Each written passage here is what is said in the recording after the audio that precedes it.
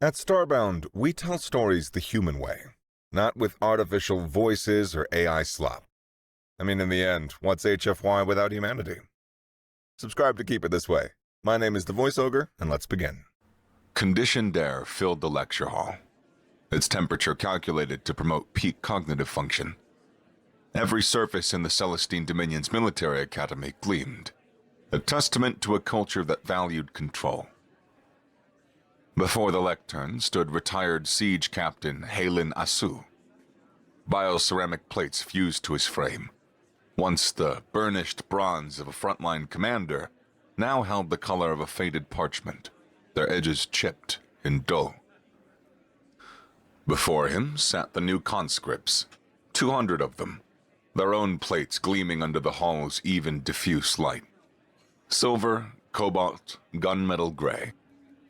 They sat with the rigid posture of youth and certainty, their claws held still on the cool surfaces of their integrated desks. They were the Dominion's future, forged in the philosophy of the doctrine of human pressure. They believed, as he once had, that achieving victory was an art form, a matter of applying force until an opponent yielded with their dignity and infrastructure intact. To them, war was a regrettable but ultimately civilizing process. Assu ignored the holographic projector beside him, its light warping the air as it projected a battle space down to the last shell casing.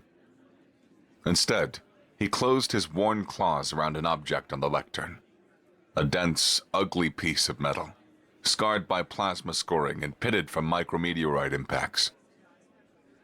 A crude kinetic anchor, its magnetic base deactivated, its tip blunted from use. Someone had gouged the letters AI into its side with an unsteady hand and a vibro knife. He held it up. The object's matte surface was a void, reflective nothing. What is this?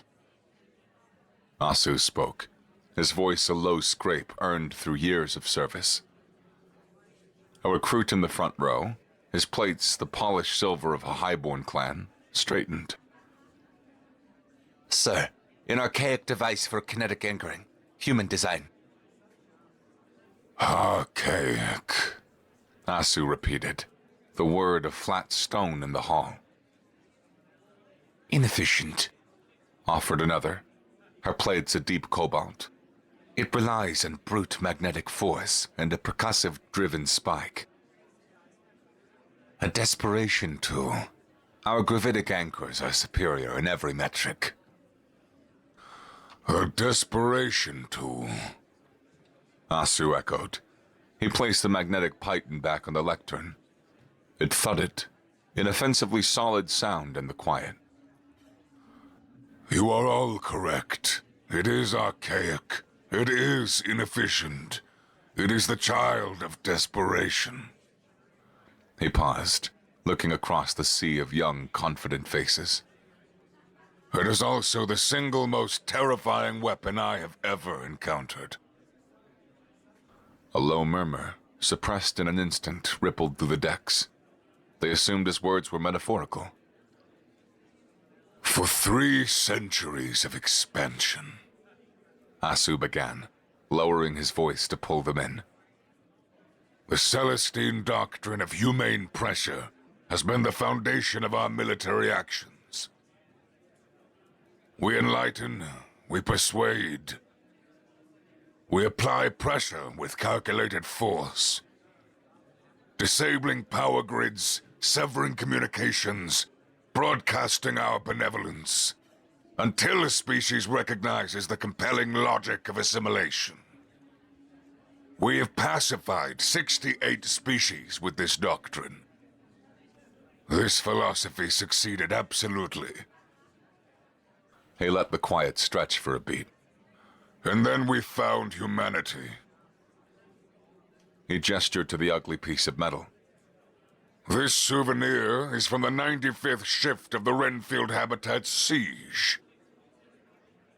Your official histories omit this campaign. It is a footnote, classified as a strategic realignment. But I was there. I was the siege captain, and I am here to teach you the lesson hidden between the lines of those redacted reports. Assu leaned forward, his old plates groaning in protest. Our doctrine, our entire philosophy of civilized warfare, it had a devastating blind spot. It assumes that our opponent wishes to live.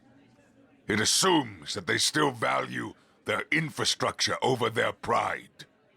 It assumes that at their core, they function as we do. Humanity operates on a different foundation, and I will tell you the story of Renfield as a warning rather than a lesson in tactics. The lights in the hall dimmed, and the conditioned air grew colder. Some recruits shifted, their rigid postures softening.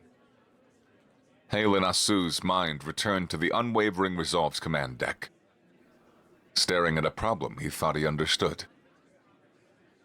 The tactical holotank projected a three-dimensional web of glowing vectors and symbols, the light warping above the central console. The Renfield habitat, a colossal O'Neill cylinder, hung in the void like a captured god. It rotated, stately, a testament to a species that built things to last, though the aesthetic was foreign to Assu. The unwavering resolve and its attendant flotilla formed a blockade, each vessel holding its position to the millimeter. This was the 95th shift. Captain Halen Assu watched the display. The humans were tenacious, he granted them that. They endured. They maintained communication silence. Their ships remained docked. They were like a small, stubborn animal that had retreated into its shell, hoping the predator would grow bored and leave. A flawed strategy. Status report, He rasped, resting his claws on the console's chill alloy.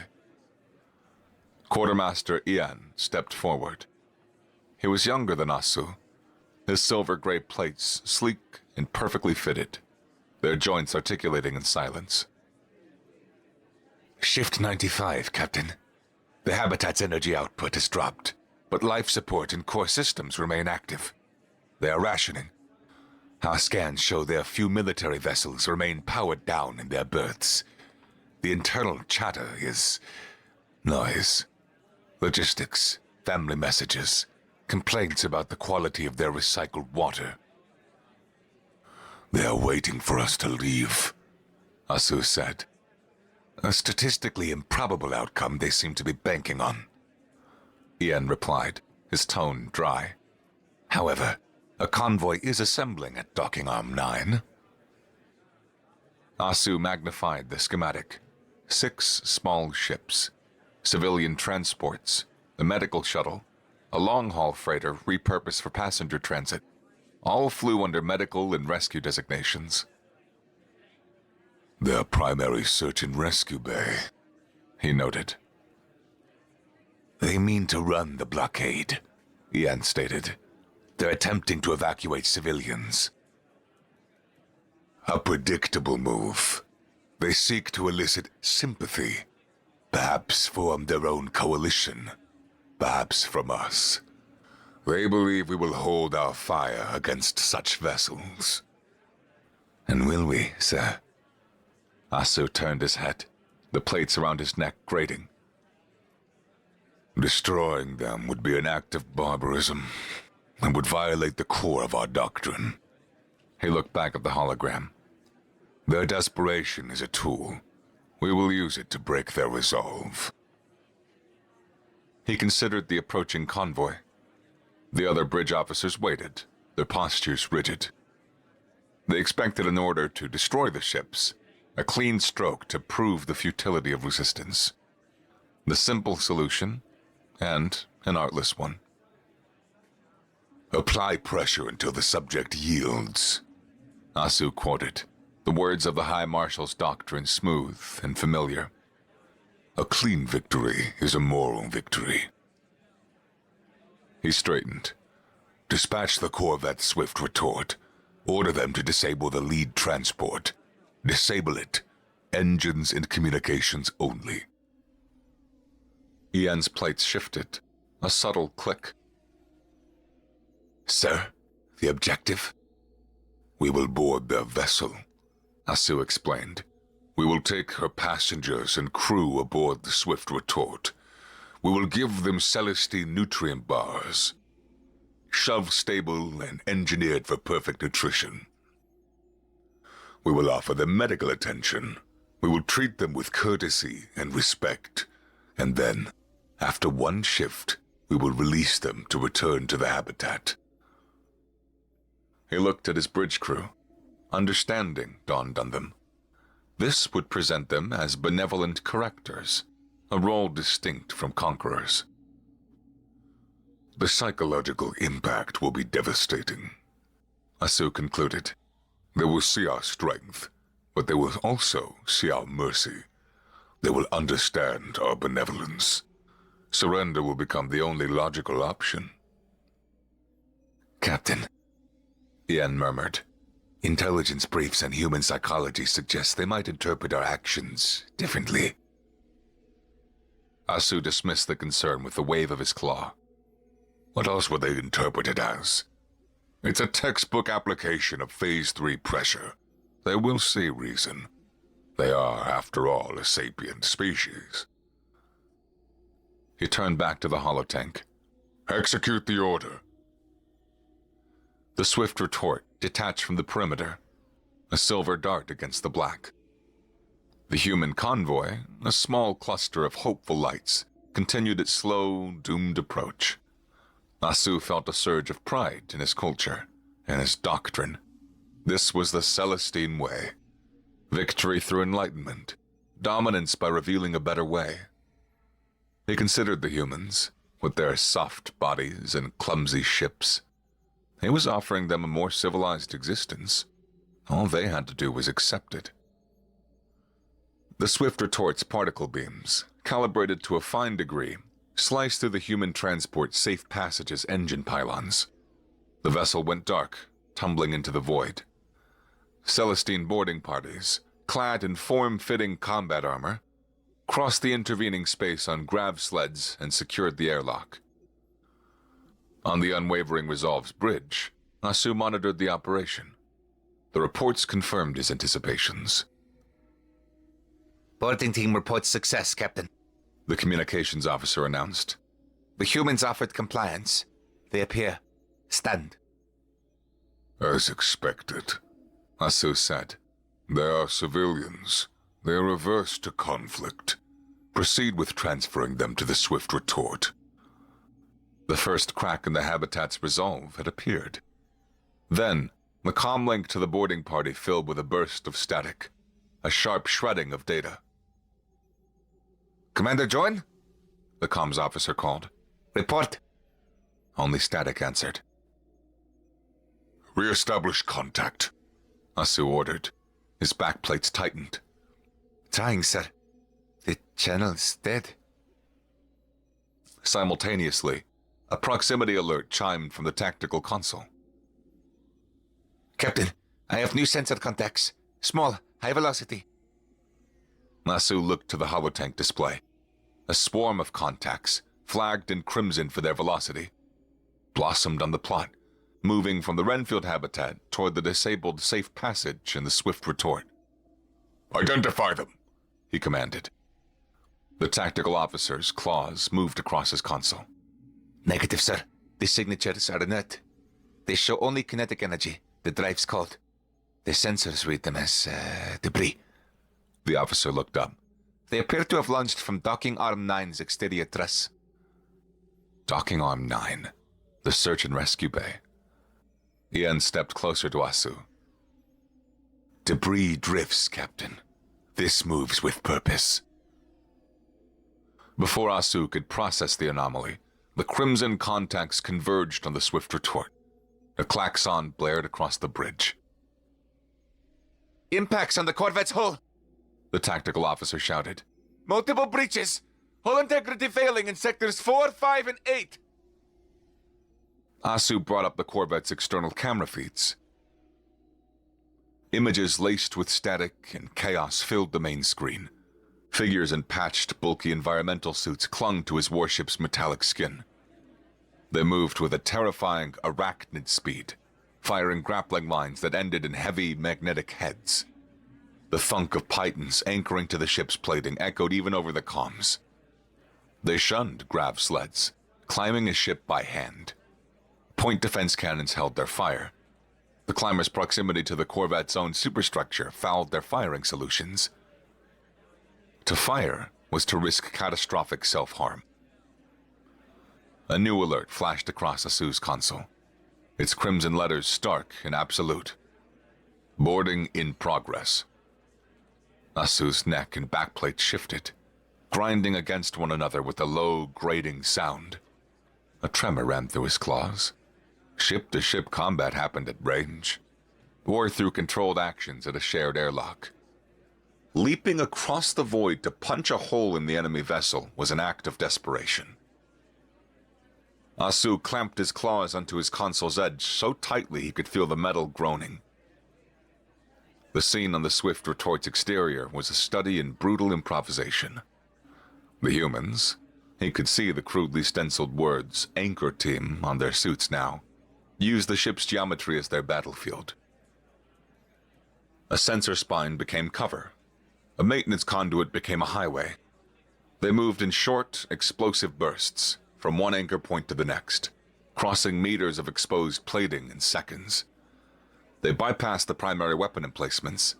Their goal was to blind and cripple the vehicle. Honor Guard Team Gamma is on the hull, the comms officer reported in a strained voice. engaging the hostiles. On one feet, a Celestine warrior in mirror-polished ceremonial armor confronted one of the attackers. The Celestine was larger, his armor thicker, his particle rifle superior. He fired a tight 3-shot burst. The attacker scrambled behind an exhaust port, the shot splashing against the vessel. The boarder returned fire with a clunky kinetic weapon that spat solid slugs. The slugs ricocheted from the Celestine's ablative plating, leaving spiderweb cracks across the surface. The Celestine pressed his advantage, closing the distance. The attacker's mass driver clicked empty. The Celestine raised his rifle to deliver the final shot. The attacker met the advance with a lunge. In one hand, he held a sharpened metal tool, something long and thin. A geological probe, Assu realized. The boarder jammed the probe into the Celestine's neck seal joint, the one place where the armor was thinnest to allow for movement. He twisted the tool. Pride. The Celestine warrior convulsed. His helmet's faceplate frosted over from the inside as his atmosphere vented instantly into the vacuum. He went rigid, then limp, his magnetic boots anchoring his corpse to the ship. The camera feed captured the silent execution before another Celestine guard gunned the attacker down. The body spun away into the black, a new piece of inert debris. On the bridge, the tactical chatter stopped. Officers stared at their consoles, their hands hovering above the controls. One of the finest warriors slumped on the hull, killed with a sharpened rock. Assu understood. This was a rescue operation. They created a diversion, a path to the captured civilians on the safe passage. All hands, repel boarders! He roared, his voice cracking with strain. Seal the docking bay corridors! Intercept them! His troops had trained for firefights in wide corridors, relying on formation and cover. Their training proved useless against an enemy that preferred knife fights in zero-gravity service tunnels and created a warship's exterior like a cliff face. The comms filled with panicked shouts, reports of ambushes and crawl spaces, of explosive decompression as the humans breached bulkhead after bulkhead. The humans of Anchor Team specialized in hostile environments, and his warship now served as that environment. The swift retort limped back to the flotilla, trailing debris and frozen vapor. Its hull was a mess of plasma scores, kinetic impact craters, and the gaping wounds of improvised breaching charges. The attackers had retrieved their civilians. They had taken the surviving members of Commander Jorn's boarding party as prisoners. Then, they had vanished. Melting back into the Renfield habitat's metallic jungle of an exterior, they left behind a crippled corvette, 13 Celestine dead, and a profound quiet on Assu's command deck. Assu stared at the damage report scrolling on his console. The numbers testified to a catastrophic failure of imagination. His failure. He had offered a civilized gesture, and they'd met it with brutal violence. Ian was right. A chime announced an incoming priority communique. The High Command seal flashed on the screen. Assu straightened his plates, the grating sound a familiar comparison to his dread. High Marshal Pelor's holographic image materialized above the comms panel. His flawless, mirror-polished black plates marked him as a commander who had kept a light year's distance from any battlefield. His smooth, cultured voice layered condescension into every word. "Siege Captain Assu," Pelor began. "I have reviewed the preliminary report from the Swift Retort. It is disappointing." High Marshal, the humans reacted in a manner contrary to all predictive models. The models are irrelevant, Captain. Pelor cut him off. The issue is your execution. This brawl has given my political rivals ammunition. They question the doctrine's efficacy. My doctrine. He paused. You will escalate the pressure. Bring the habitat to heel. But you will do so with the civilized conduct befitting a Celestine officer. Comprehend? Comprehended, High Marshal. Assu's claws tightened on his console's edge. The order contradicted itself. Escalate, but be civilized. See that you do. The hologram vanished. Assu stood in the distance. He had underestimated his enemy. Pelor forced him to continue doing so. Ian approached silently. Captain. Assu kept his gaze fixed ahead. What is it, Quartermaster? I have taken the liberty of monitoring low-priority human comms channels, Ian said, his voice quiet. Dominion intelligence disregards them as civilian noise, but our logistical systems must parse them for shipping manifests. I kept the filter open. Assu's plates grated audibly. That is outside of your purview. Yes, sir. Ian agreed. On those channels, they are calling us kidnappers and child stealers. He paused. I have made contact. Assu turned to face him. Explain yourself, Quartermaster. Now. I used a logistics channel, Ian said, holding up a thin data slate. Text only, open frequency. I reached their acting quartermaster. I proposed a trade. Assu stared at him, the insubordination staggering. A trade? Our wounded for theirs. Medical supplies for our captured personnel. Specifically for Commander Jorn and his surviving team. Ian looked Assu directly in the eye. The human quartermaster is considering the offer. It's a more direct approach, Captain. It might yield results where doctrine has failed. The words directly challenged his authority and the entire Celestine way of war. But the logic was efficient. The prisoners had to recover. The humans needed medical supplies. The transaction was cleaner than a battle. Commerce instead of war. Assu felt the foundations of his beliefs cracking. As siege captain, he conducted sieges. Bartering was foreign to his role. But he was also a commander responsible for the lives of his soldiers. Authorize it. Assu rasped. The conversation stays between us, Quartermaster, and you will report the results directly to me, and only to me. Of course, Captain, Ian said. Ian's posture relaxed fractionally. He turned and walked away, his silver plates catching the humming console's light. Assu remained alone with the ghost of High Marshal Pelor and the dawning, terrifying realization that the conflict was rewriting its own rules, one desperate act at a time. The Renfield siege devolved from a doctrinal exercise into a war of attrition.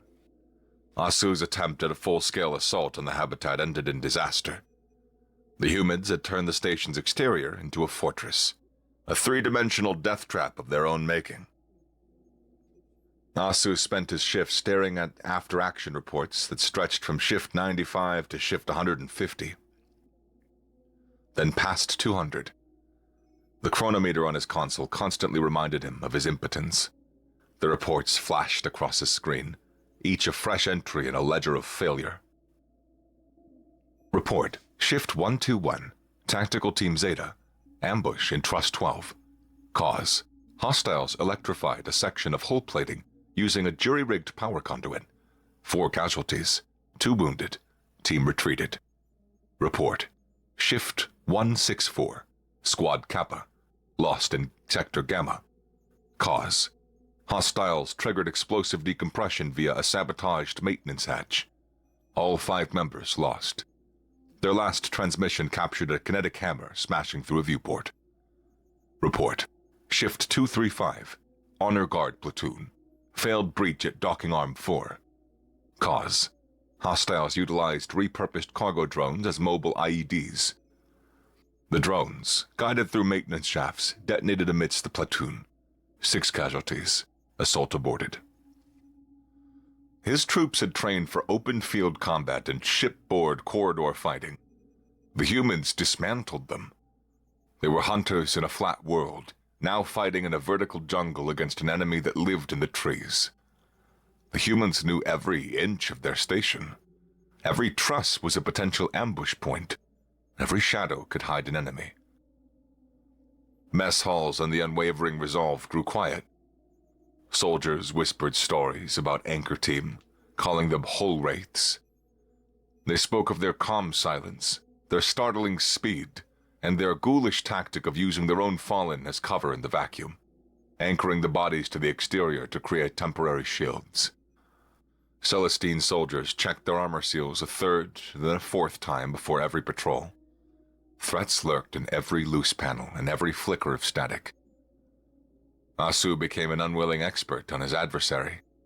He lived in the data, poring over every scrap of distorted helmet cam footage, every snippet of intercepted communication. He was fighting a legend, and her name was Imani. He learned it from a panicked Celestine soldier's final transmission. Imani's team is on us! They're everywhere! He reviewed footage of her directing her team with hand signals, exploiting firing angles his own technicians had dismissed. She used the habitat's own systems against them, venting supercooled nitrogen from coolant lines her teams had physically breached, or overriding magnetic clamps on cargo containers with jury-rigged sequencers they attached directly to the control housings. This was a war of intimacy. Imani was intimate with her environment. She was a product of this place. Her knowledge was purely practical. Assu fought someone who commanded a battlefield he only now comprehended, and the lives of his soldiers paid for his education. The back-channel negotiations became an island of stability in the growing chaos. Ian conducted them from a secondary console, a simple text-based interface, and Assu watched over his shoulder, a silent, brooding observer. The trades continued. Celestine power cells for human medical supplies, salvaged Celestine weapons components for water purification filters. The human quartermaster, whose name remained unknown, was blunt, efficient, and often laced with the weary sarcasm that unnerved Assu more than any threat. "We'll take the plasma conduits.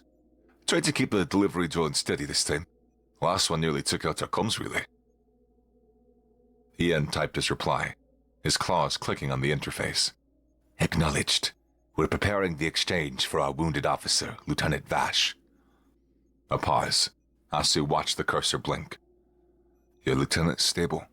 Our medics say that your field treatment was surprisingly competent. We're transferring him to the exchange point now. Competent. The word stung. A backhanded compliment. A sharp barb of professionalism in the middle of a war. They treated their prisoners with a degree of medical care that Assu found both admirable and infuriating. Decency drove them. Another message appeared. We have a new request. Priority 1. We need insulin. 500 vials. Ian paused. Insulin? That's a biological supplement for a specific metabolic deficiency. It's a trivial request. But a specific one, Assu murmured. Ian typed. That is a civilian medical supply. Who is it for? The reply was instantaneous. A child in Sector Beta's residential block. Her name's Karis, and she's 6 years old. We're running low. A child. The request. So mundane, so devastatingly domestic, struck Assu. They fought for their soldiers, their habitat, their pride. But they also fought for a 6-year-old girl named Karis. Make the trade, Assu rasped. Give them whatever they need.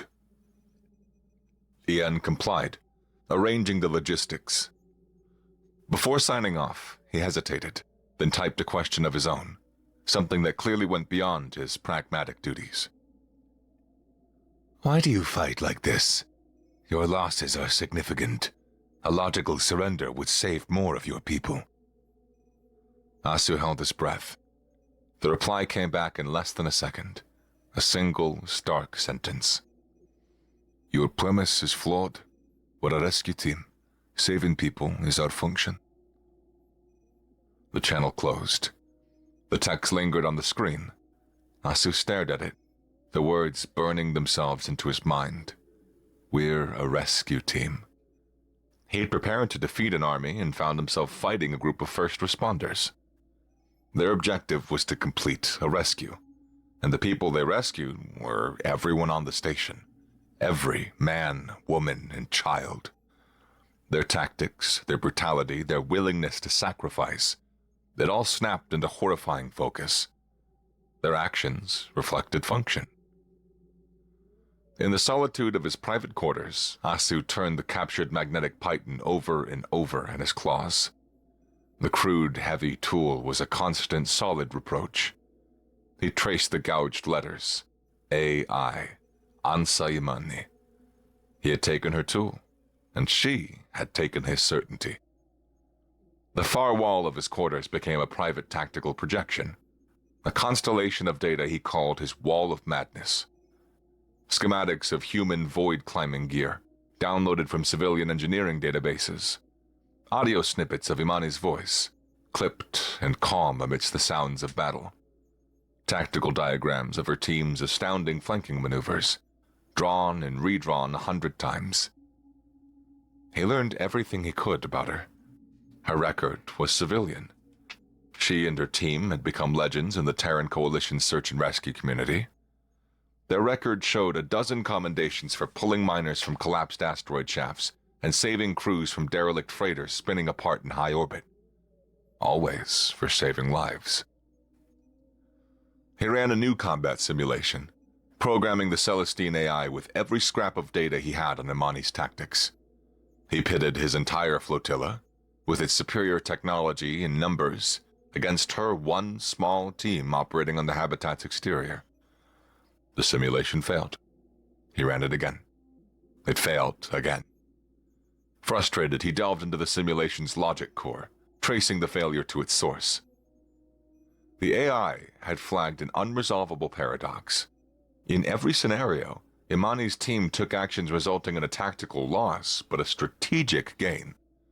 They would sacrifice a squad member to draw Celestine fire away from a civilian air vent. They would abandon a fortified position to retrieve a single wounded comrade. They consistently prioritized the mission objective, the safety of Renfield's populace, over their own self-preservation.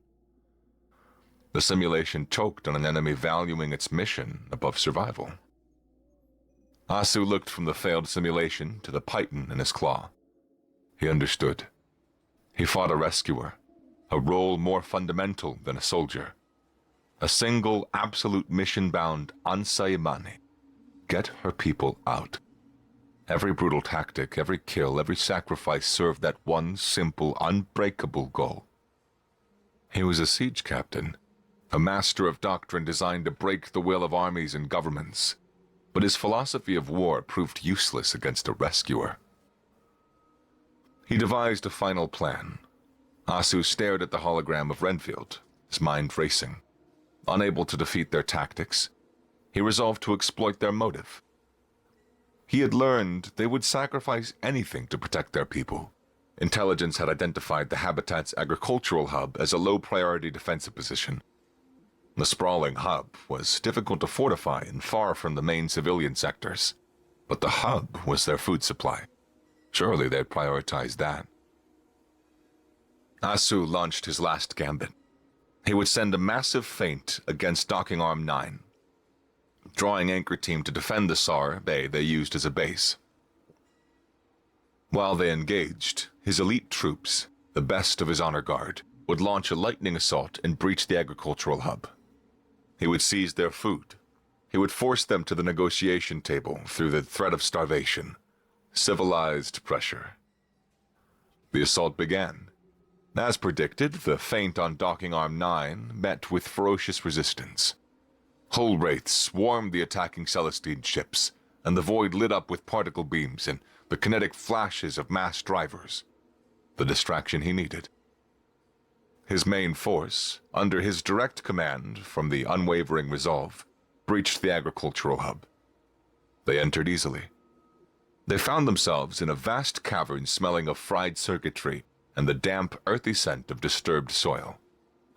The hydroponic bays, which should have been glowing with the soft green light of growing crops, were dark. The humans had stripped them bare. They had sacrificed their long-term food supply, tearing apart their farms, ripping out irrigation pipes, support struts, and lighting arrays to turn the entire sector into a kill box. Captain, His lead officer reported over the comm, his voice tight with confusion. the bay's empty. They've dismantled everything.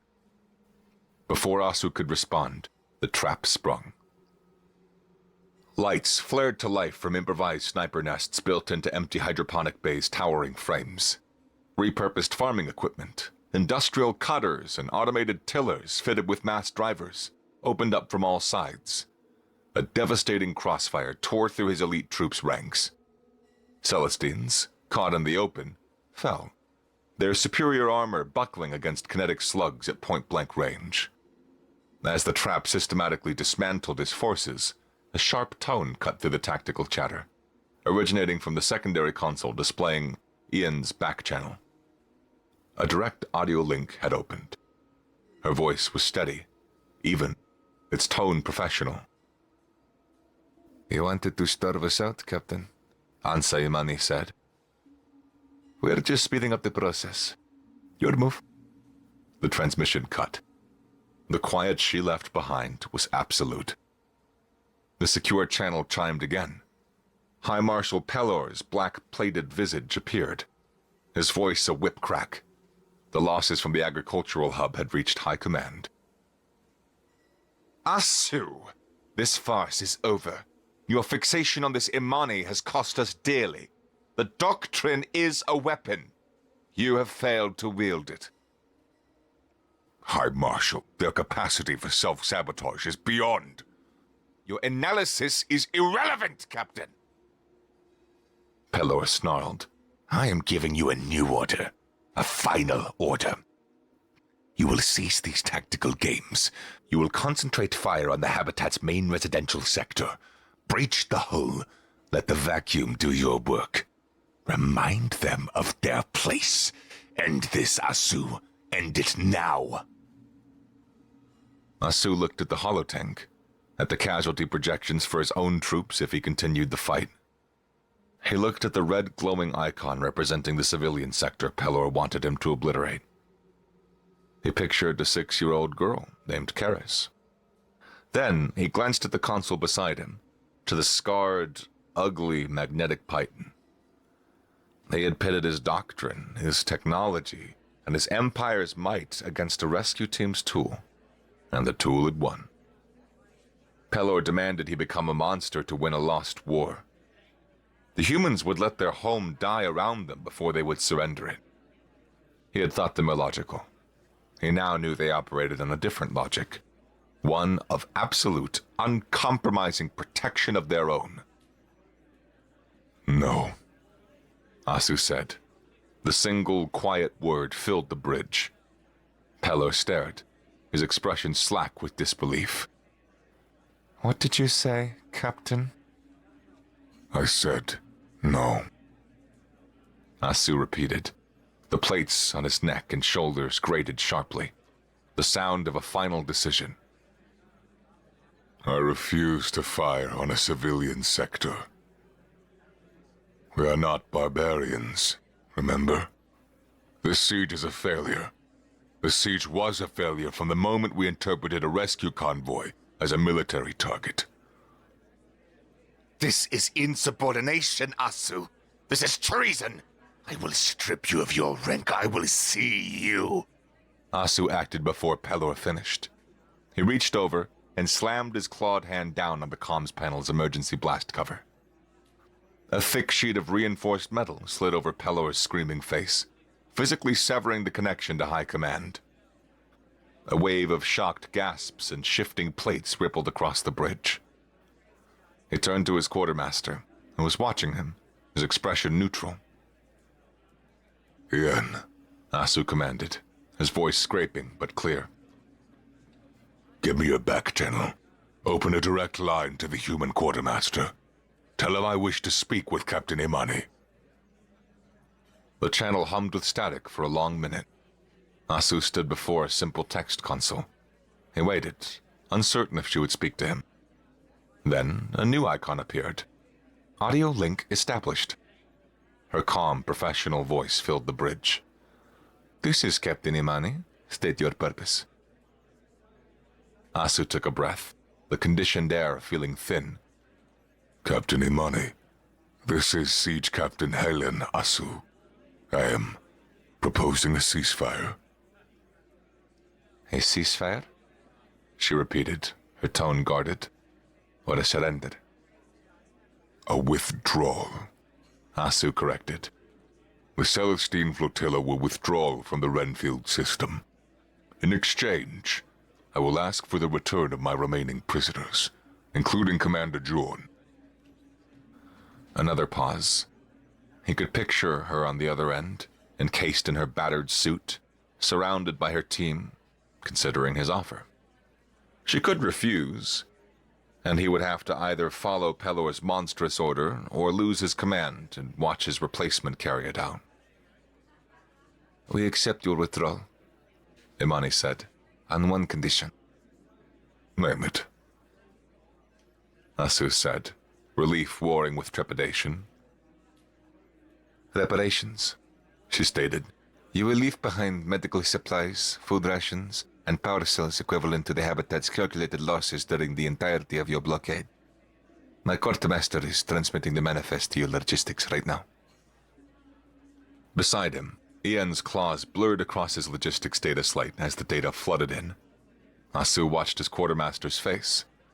The cost was high. It would drain their reserves. An admission of defeat that would defy any of High Command's revisionist histories. Ian looked up from his data slate and met Assu's gaze. He gave a single, subtle nod. The exchange was possible. Agreed, Assu said into the comm. He waited. The channel hummed. For a moment, he thought she had cut the connection. Then her clipped reply came. Acknowledged. The channel closed. The war was now over. He stood in the lecture hall of the academy. He had told the story. The conscripts stared at him. The quiet in the room absolute. We withdrew, Assu told them, his voice a low rasp in the dim light. The prisoner and supply exchange proceeded efficiently.